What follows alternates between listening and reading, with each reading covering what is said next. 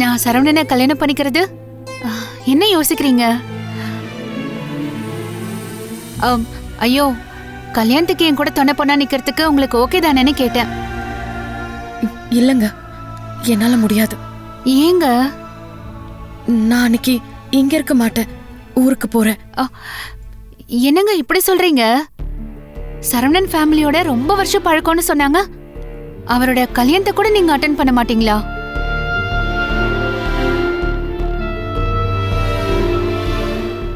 நியாயமா இவ்ளோ நெருக்கமான நீங்க மணமேடையில நிக்கணுங்க, கல்யாணத்துக்கே வரலன்னு சொன்னா எப்படி ரம்யா?